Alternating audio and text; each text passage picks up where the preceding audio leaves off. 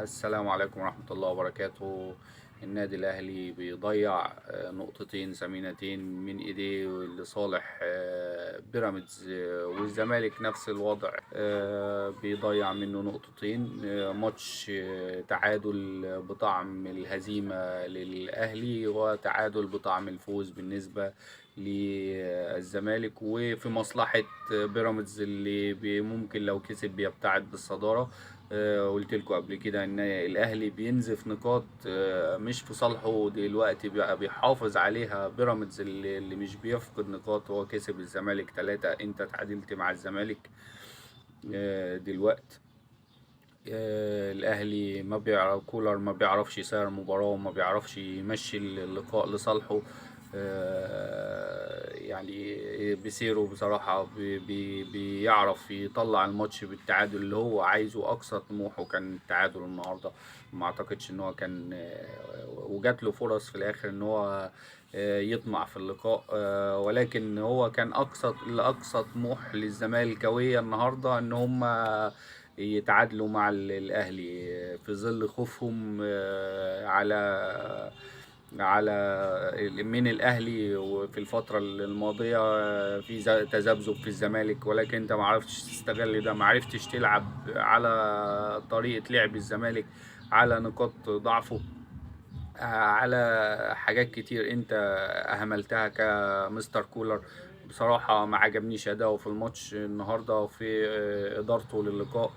انت دلوقتي اتعادلت، غير خلاص، غير من جراديشار، بلاش يعني. خلي اللقاء، خلي الماتش دلوقتي، انت العب 4-4-2، العب غير 4-2-4. انما انت عايز ايه؟ عايز تعادل؟ عايز تخسر الدوري؟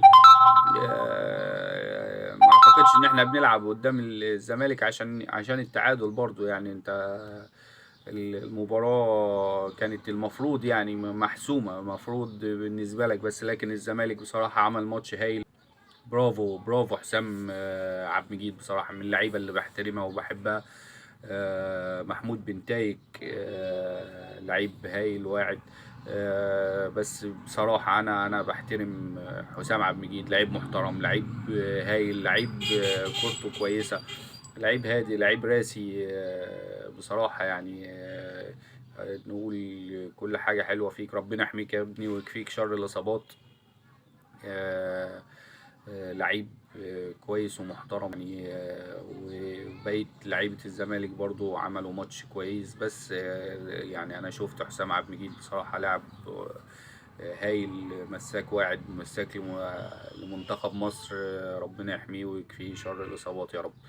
الأهلي بيلعب 4-3-3 النهاردة. الشناوي قدام منه رامي ربيعة وداري، على الشمال كوكا، على اليمين أكرم توفيق، قدام منهم اتنين مروان ورضا، قدام منهم إمام عاشور، وعلى اليمين وينج يمين محمد عبد الله، وراس حربة جراديشار، وعلى الشمال حسين الشحات.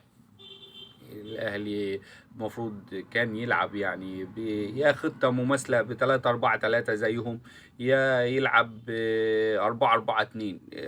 دي وجهة نظري يعني، في حتة ان الاهلي ما دلوقتي انت عايز تضغط الفرقة دي، فهم 3 اضغطهم، خليهم في نص ملعبهم بنفس الخطة او خطة بديلة. ان انت تحط له اتنين تحت، اتنين راس حربة، او تحط له اتنين تحت منهم مع المساكين. ما حبيتش فكرة كولر في 3-4-3. عرف يقفل بسيره ويعمل المباراة ويخرج باللي هو عايزه بصراحة، اللي كان زي ما قلنا أقصى طموح بسيره مع الأهلي إن هو كان يتعادل، وهو خد اللي هو عايزه من المباراة. ما أعتقدش إن هو كان بيطمع أكتر من كده، وكل الزملكاوية راضيين عن الأداء.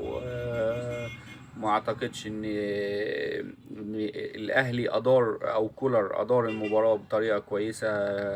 الاهلي في الشوط الاول هي هجمه وشوطه واحده من اكرم من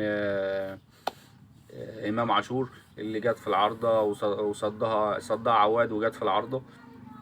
وفي نفس الوقت لغايه الدقيقه 55 الاهلي يعني الكره سجال ما بين هنا وما بين هنا في نص الملعب. ده شويه يستحوذ وده شويه يستحوذ، لغاية دقيقة 55 دونجا كان ممكن يحرز الهدف الأول كمان، فبدأت أنت تفوق شوية. بينزل بن شرقي اللي كان نفسنا تبقى هي فرحته، لأن يعني دي حاجة غريبة الأهلي بيعملها. الأهلي في صفقاته بيتعاقد مع اللاعب عشان أول مباراة ليه مع الزمالك يحرز بن شرقي مع الزمالك. في اول مباراة اهلي وزمالك مع امام عاشور بيحرز امام عاشور. كهربا بيحرز. طب كويس يعني. نتمنى زيزو بقى يجي يكمل، بس انا بعتقد ان زيزو صفقة صعبة يعني شوية، مش هتيجي يعني. احنا بنقولها للدعابة والهزار. آه، الاهلي بيخرج متعادل بطريقه يعني بصراحه ما عجبتنيش في تسيير المباراه. كنت اتمنى ان خلاص وانت قبل ما تغير بتتعادل. غير من طريقتك بقى، خلي جراديشار يلعب مع وسام، العب بقى ويلعب. تلاقي الزمالك خلاص انت بيلعبك بخمسة ورا. العب بقى عرضيات، العب الخط الوسط مقفول مخنوق. في ال 18 من جوه العب عرضيات عشان تخطف واحده من وسام او تخطف من جراديشار اللي بيتميزوا الاتنين بدماغهم. خلاص الكرة على الارض مخنوقه جوه الملعب، 3-4-3 بتخنق الملعب اللي كان المفروض نستفيد بيهم يعني. انما انت غيرت راس حربة براس حربة، مطلع الشحات بالديبيس اللي مش بيلعب وينج. طب انا كده بخسر لاعب، انت مش بتزود حاجة. ما بتدينيش كورة. طريقة وتسيير للمباراة سيء جدا، سيء جدا بصراحة. والأهلي بيطلع متعادل لصالح بيراميدز. كل الملخص اللي أنا بقوله لكم ده، الأهلي بيتعادل لمصلحة بيراميدز. لو وصلت معايا لآخر الفيديو أتمنى لايك وشير وتدعمني ولأخوك مصطفى. والسلام عليكم ورحمة الله، وأتمنى الفيديو يعجبكم بإذن الله.